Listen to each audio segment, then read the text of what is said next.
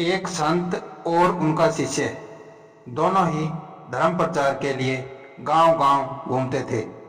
वे एक गांव में पहुंचे और एक कुटिया बनाकर उसमें रहने लगे। नगरवासी उनका बहुत सम्मान करते थे और उन्हें जन इत्यादि देने के साथ साथ पर्याप्त दान दक्षिणा भी दिया करते थे। एक दिन अचानक संत अपने शिष्य से कहने लगे, बेटा, यहाँ बहुत दिन रह लिए, चलो अब कहीं और रहा जाए।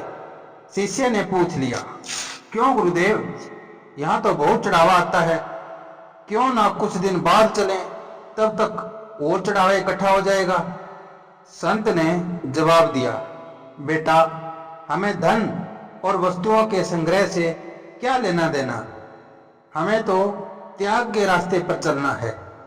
गुरु की आज्ञा सुनकर शिष्य ने सब ज्यों का त्यों उसी कुटिया में छोड़ दिया, लेकिन फिर भी चलते हुए उसने गुरु की चोरी से कुछ सिक्के अपनी झोली में डाल लिए। दोनों अगले गांव की ओर चल दिए, लेकिन वे जिस गांव जाना चाहते थे उसे एक नदी पार करके जाना पड़ता था। जब वे नदी तट पर पहुंचे तो नाव वाले ने कहा, मैं नदी पार कराने के 2 सिक्के लेता हूं। आप साधु महात्मा हैं, इसलिए आपसे एक ही लूंगा। संत के पास पैसे नहीं थे, इसलिए वे वहीं आसन लगाकर बैठ गए। शिष्य के पास पैसे थे, लेकिन वह उन सिक्कों को गुरु की आज्ञा के विरुद्ध चोरी से लाया था। उसने भी सिक्के नहीं दिए और वह भी गुरुजी के साथ बैठ गया, यह देखने के लिए कि गुरुजी बिना पैसों के नदी कैसे पार करते हैं।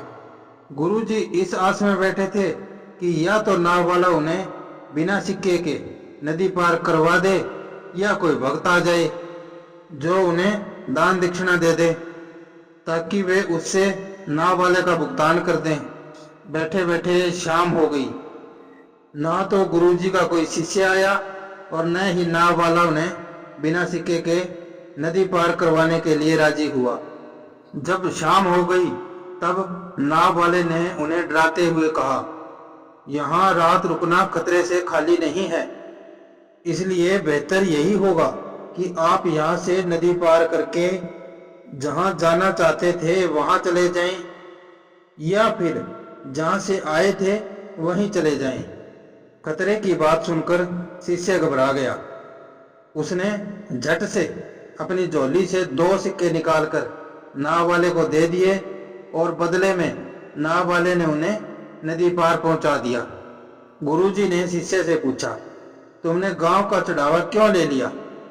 मैंने तुम्हें सब कुछ छोड़ देने के लिए कहा था, फिर भी तुमने ये सिक्के अपने पास क्यों रख लिए?